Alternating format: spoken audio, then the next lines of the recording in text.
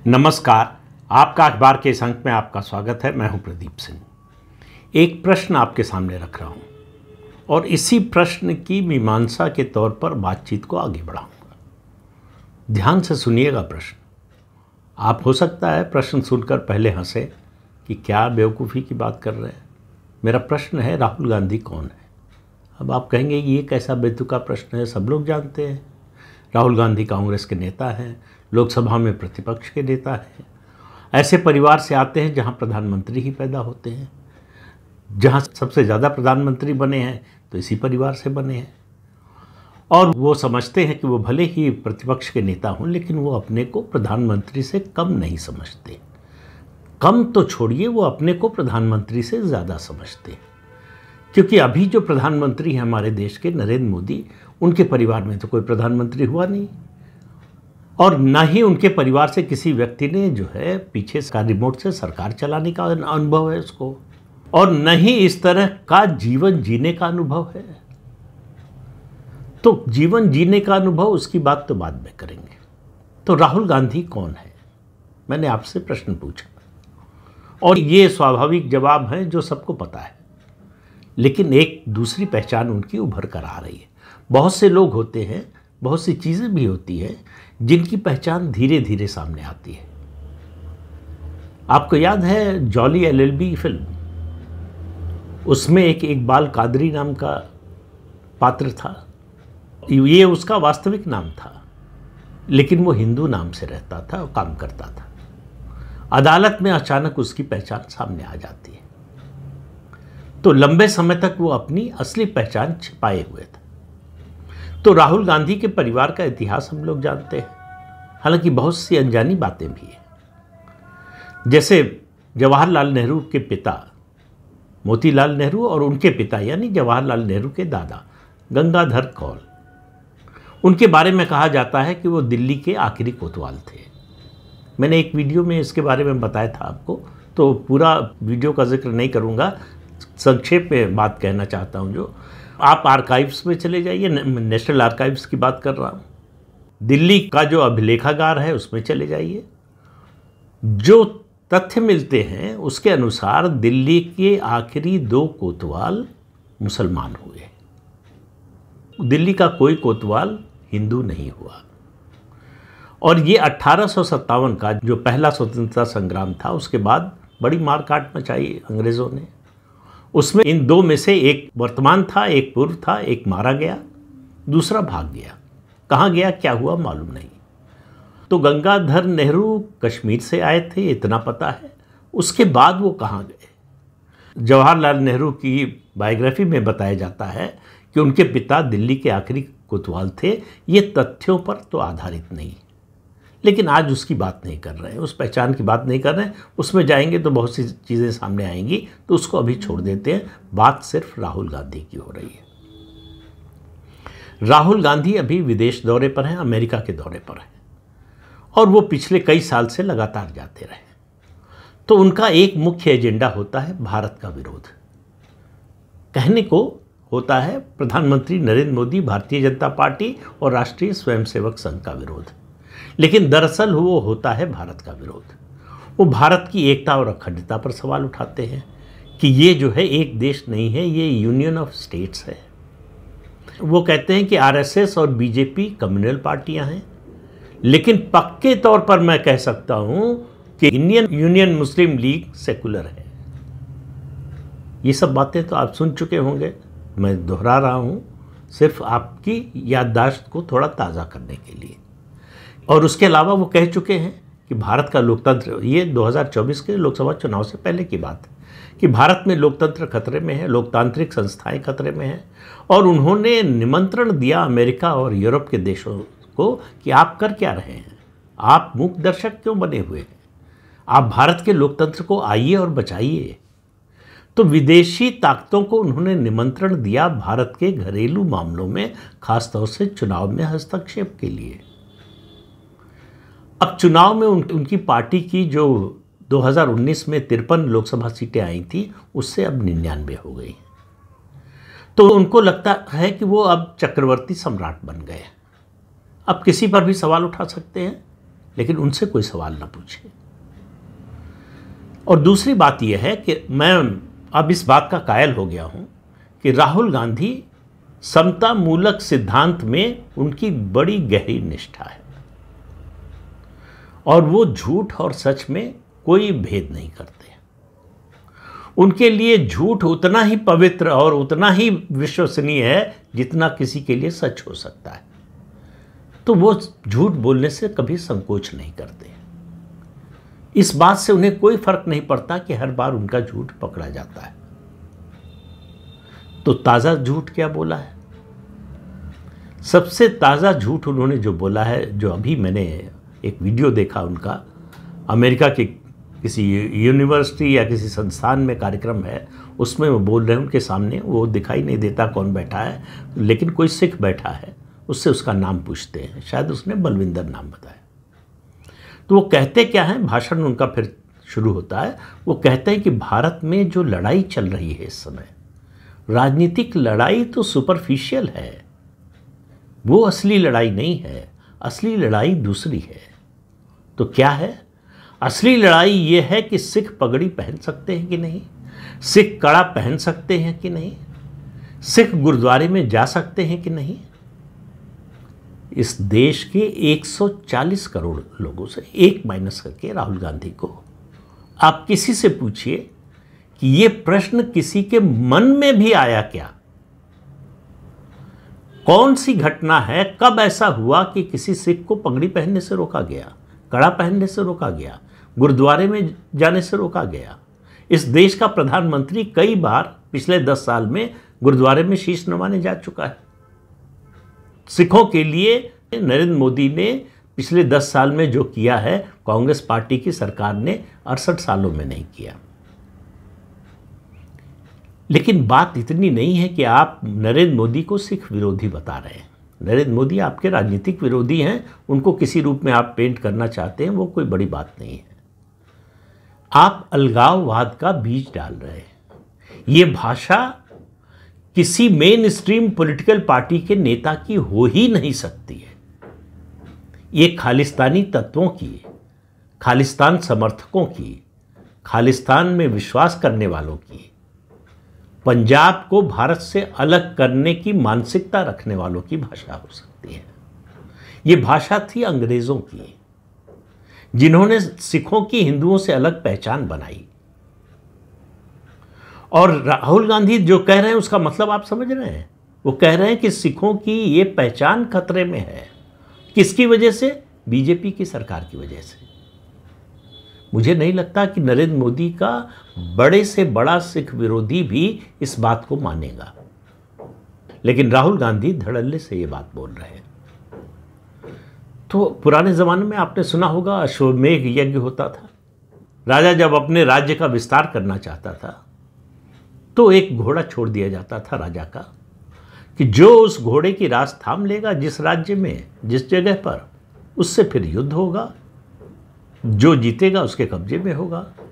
अगर रास नहीं पकड़ी तो इसका मतलब आपने उस राजा की, जिसने ये अश्वमेध यज्ञ शुरू किया है, उसकी अधीनता स्वीकार कर ली, यानी उसके राज्य के अधीन होने के लिए आप तैयार हैं।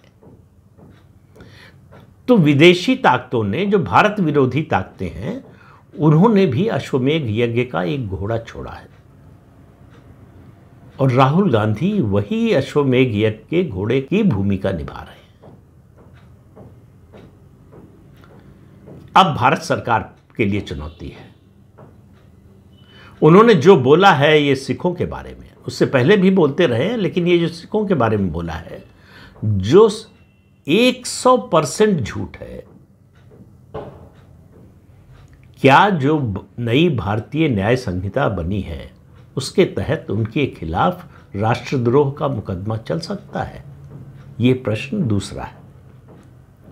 पहला प्रश्न राहुल गांधी कौन है, दूसरा प्रश्न यह है कि क्या राहुल गांधी के खिलाफ राष्ट्रद्रोह का मुकदमा चल सकता है?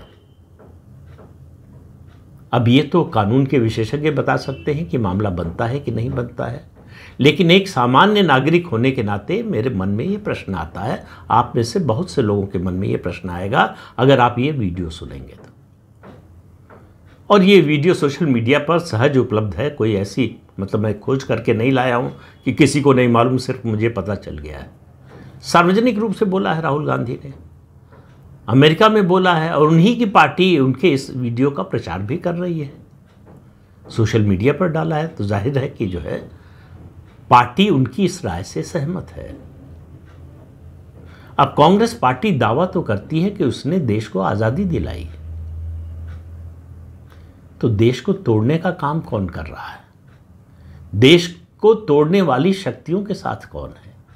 हम सबको मालूम है कि खालिस्तानी विचारधारा को जन्म देने वाली कांग्रेस पार्टी है, भिंडरावाले को खड़ा करने वाली कांग्रेस पार्टी है।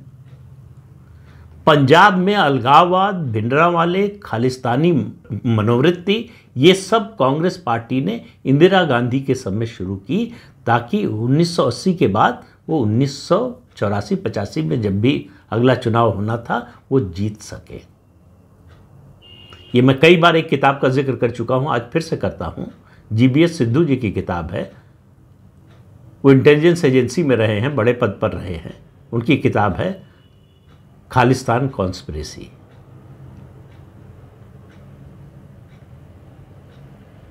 और उसमें इसका बड़ा विस्तार से जिक्र है। जो भी पंजाब के बारे में जानना चाहता है, कांग्रेस की मानसिकता के बारे में जानना चाहता है, भिंडरावाले के बारे में जानना चाहता है, ऑपरेशन ब्लू स्टार के बारे में जानना चाहता है, सिख अलगाववाद का जन्म कैसे हुआ, वो आगे कैसे बढ़ा, उसमें किसकी क्या भूमिका थी, जो भी जानना चाहता है उन सब लोगों को ये किताब जरूर पढ़नी चाहिए। लेकिन फिर लौट कर आते हैं जो अभी अमेरिका में उन्होंने कहा है। 3 दिन की यात्रा है, तो शायद ये दूसरे दिन का मामला है, अभी वो कुछ और भी बोलेंगे, और जाहिर है कि भारत के पक्ष में नहीं बोलेंगे।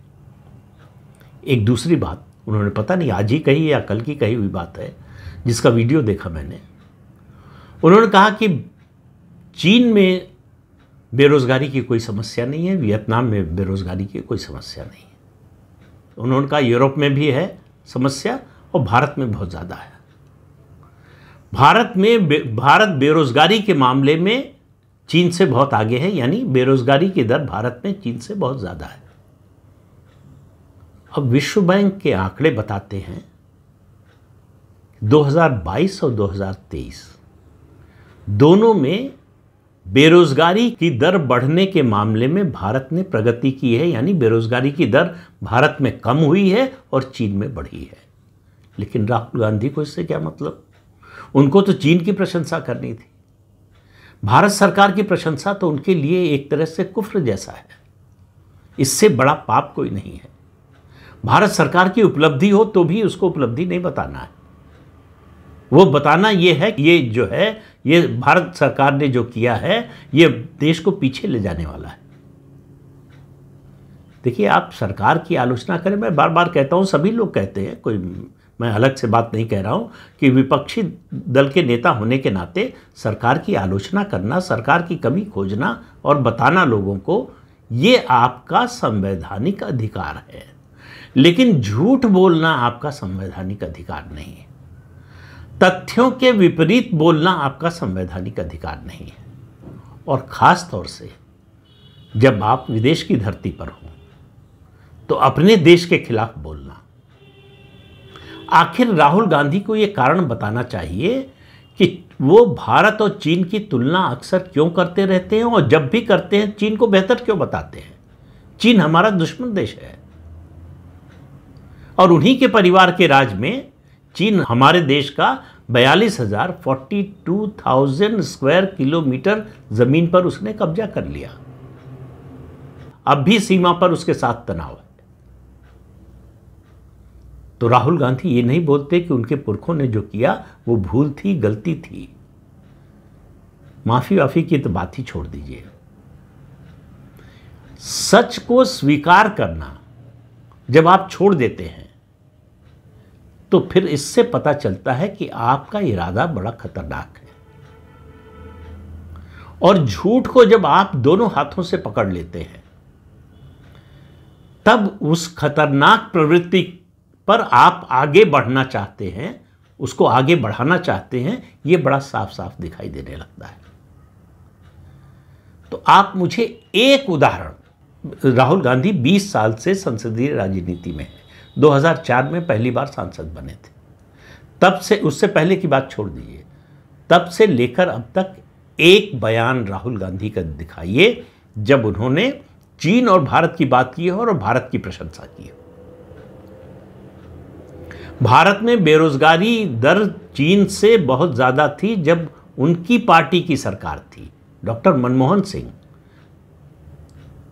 जो दुनिया के बड़े इकोनॉमिस्ट माने जाते हैं, अर्थशास्त्री के नेतृत्व में जब सरकार चल रही थी, जिसको पीछे रिमोट से सोनिया जी चला रही थी, तब भारत में बेरोजगारी दर चीन से बहुत ज्यादा थी। सबको मालूम है कि चीन की अर्थव्यवस्था भारत से बहुत बड़ी है। तो भारत में जो परिवर्तन हो रहा है, मैन्युफैक्चरिंग की बात करते हैं वो, भारत में जो मैन्युफैक्चरिंग में परिवर्तन हो रहा है, इतने कम समय में जिस तरह का बदलाव आया, अगर भारत मैन्युफैक्चरिंग का हब दुनिया का नहीं बन पाया तो क्या इन 10 सालों में ऐसा हो गया? उससे पहले भारत दुनिया का मैन्युफैक्चरिंग का हब था, या मैन्युफैक्चरिंग में भारत नंबर 1 था, या मैन्युफैक्चरिंग का कंट्रीब्यूशन हमारी इकोनॉमी में बहुत ज़्यादा था, कांग्रेस के समय और मोदी के आने के बाद कम हो गया। सिर्फ एक उदाहरण, PLI, प्रोडक्शन लिंक्ड इंसेंटिव, उससे इतनी बड़ी मात्रा में परिवर्तन आया है। हम मोबाइल फोन मैन्युफैक्चरिंग में दुनिया के सबसे बड़े देशों में बन गए। बिलियंस ऑफ डॉलर में हम एक्सपोर्ट कर रहे हैं बनाकर मोबाइल फोन इक्विपमेंट।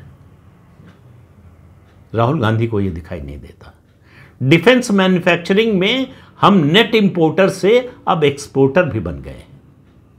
हजारों करोड़ के फौजी साजो सामान का हम एक्सपोर्ट कर रहे हैं। राहुल गांधी को यह दिखाई नहीं देता, क्योंकि ये उपलब्धि ये नरेंद्र मोदी या बीजेपी या एनडीए की सरकार की नहीं है, ये भारत देश की उपलब्धि है।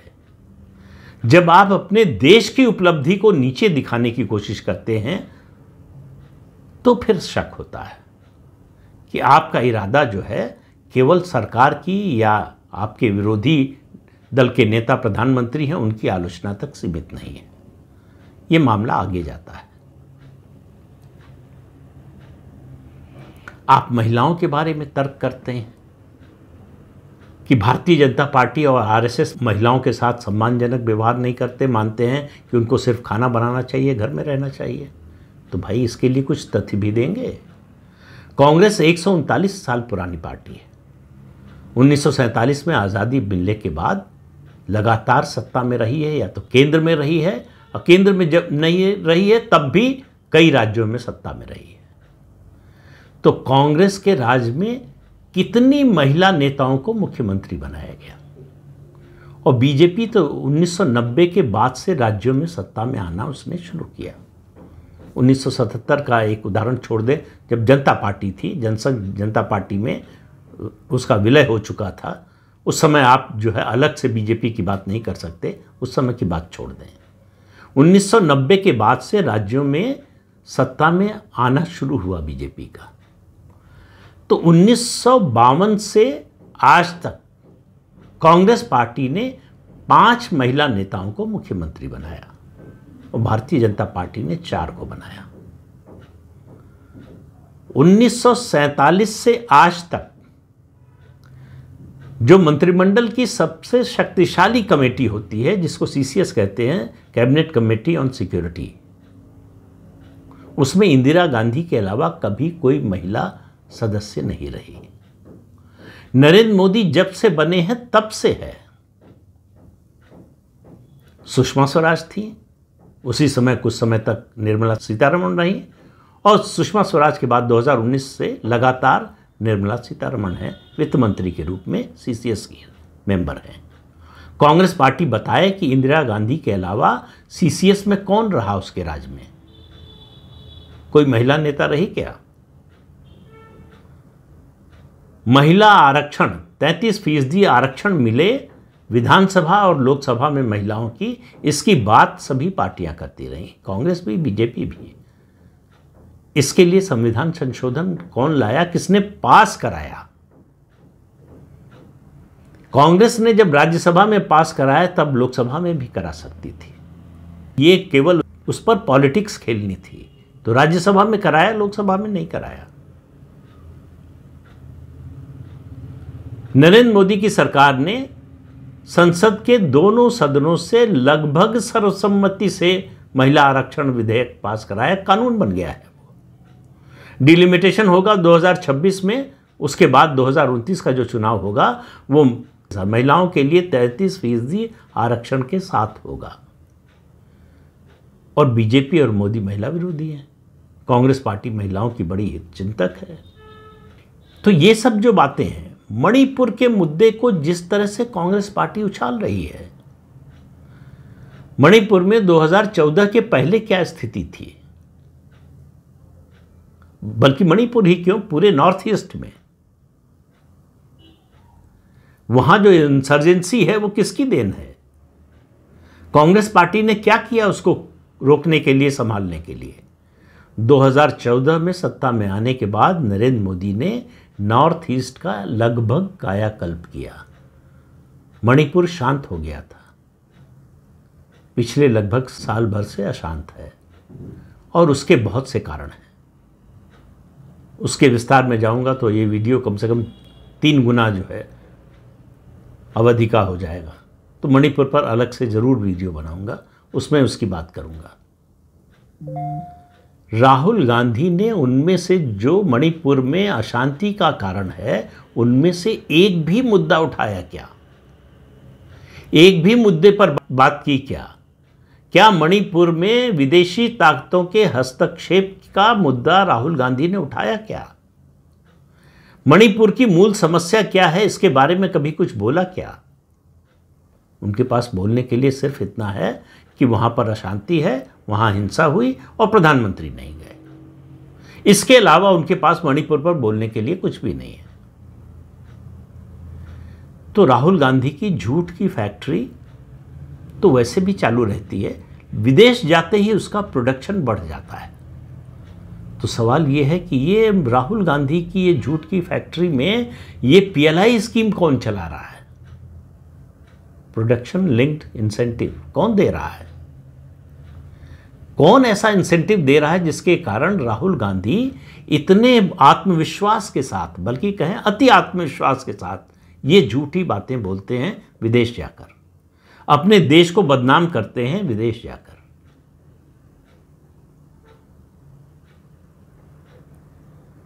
तो लोगों को लगा था कि जब तक वो नेता प्रतिपक्ष नहीं बने थे, इतनी हैसियत नहीं हुई थी लोकसभा में, तब तक शायद चिढ़ में, खीज में, निराशा में, हताशा में वो इस तरह की बातें बोलते हैं जिससे लोगों का ध्यान आकृष्ट कर सकें, खबर में बने रह सकें। अब नेता प्रतिपक्ष का पद मिल गया है और उनके व्यवहार से ऐसा लगता है कि उनको नेता प्रतिपक्ष का पद नहीं मिला है, बल्कि सदन में नेता यानी प्रधानमंत्री का पद मिल गया है। तो उनकी नज़र में प्रधानमंत्री उनसे पहले भी उनकी नज़र में छोटे थे और छोटे हो गए। तो वो संविधान को नहीं मानते, संविधान सर पर लेकर चलते हैं लेकिन संविधान को नहीं मानते। संविधान पर उनकी पार्टी और उनके परिवार का क्या ट्रैक रिकॉर्ड है ये बताने की ज़रूरत है क्या? सबसे बड़ा उदाहरण तो इमरजेंसी ही है, उसके अलावा 50 उदाहरण हैं। उसके बाद भी ये हिम्मत जुटाना, जिस पार्टी के शासन में, जिस परिवार की प्रधानमंत्री के शासन में इमरजेंसी लगाई गई, संविधान को कुचल दिया गया, उस परिवार और उस पार्टी का नेता संविधान की बात करे, संविधान की रक्षा की बात करे। इसके लिए कोई विशेष गुण चाहिए जो केवल राहुल गांधी में। तो ये विदेशी ताकतों के अश्वमेध यज्ञ का जो घोड़ा है, ये पूरे देश में घूमने वाला है आने वाले दिनों में, और इसके साथ चलने वाली विदेशी ताकतों के समर्थक इस देश में जो हैं, फिर कह रहा हूं, फिर आपको याद दिला रहा हूं जनरल विपिन रावत की, सीडीएस जो थे हमारे, 2.5 फ्रंट वॉर, कि 2.5 मोर्चों पर लड़ना पड़ेगा भविष्य में।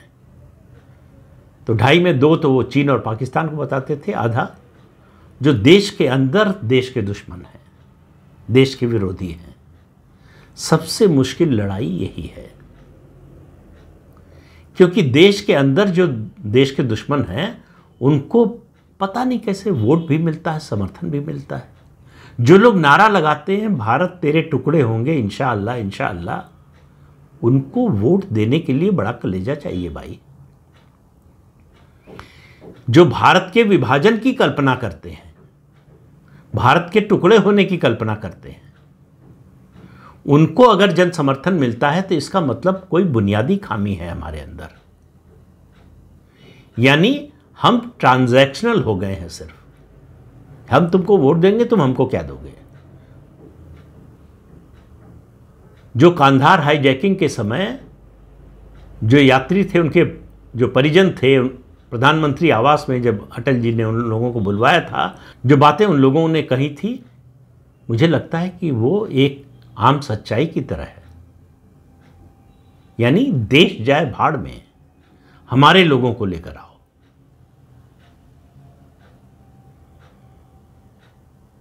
तो ऐसे तत्वों के लिए देश जाए भाड़ में, हमको क्या मिलेगा? हमको सत्ता मिलेगी, हमको सुविधा मिलेगी, हमारे लिए यही इंपॉर्टेंट है। और ये हमारे शायद डीएनए में आ गया है। को नृप होए हमें कहानी, कोई फर्क ही नहीं पड़ता। बहुत फर्क पड़ता है। अगर फर्क पड़ता हमको तो हम 1000 साल तक गुलाम न रहते।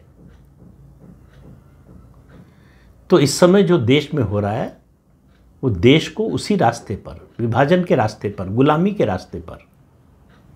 अभी कल ही मैंने आपको जो है बांग्लादेश के बारे में वीडियो बनाया कि किस तरह से वहाँ से आवाज़ें उठ रही हैं भारत के विभाजन की, कि पंजाब को भारत से काट दो, जम्मू कश्मीर को काट दो, पश्चिम बंगाल को काट दो। इन बयानों पर कांग्रेस के किसी नेता का बयान आया हो, प्रतिक्रिया आई हो, तो हमें आप बताइए। तो भारत का विभाजन करने की मंशा रखने वालों के खिलाफ बोलने के लिए कांग्रेस के पास कुछ नहीं है। क्यों नहीं है, इसका अंदाजा आप लगाइए, इसका विश्लेषण आप कीजिए। मैं बार बार चेतावनी दे रहा हूं कि आने वाला समय बहुत संकट का समय है। अगर संभल कर नहीं चलेंगे तो जब फिसलेंगे इस बार, तो वो फिसलन ऐसी होगी जिसमें आप कहीं रुक नहीं पाएंगे। गड्ढे में नहीं गिरेंगे, खाई में गिरेंगे। तो अगर खाई में गिरने के लिए तैयार हैं तो फिर कोई नहीं रोक सकता है। तो इस अंक में इतना ही। अगले अंक में फिर मिलेंगे किसी नए मुद्दे के साथ। तब तक के लिए अनुमति दीजिए। आपसे अनुरोध है कि ये चैनल देखिए, शेयर कीजिए, लाइक कीजिए और सब्सक्राइब जरूर कीजिए। नमस्कार।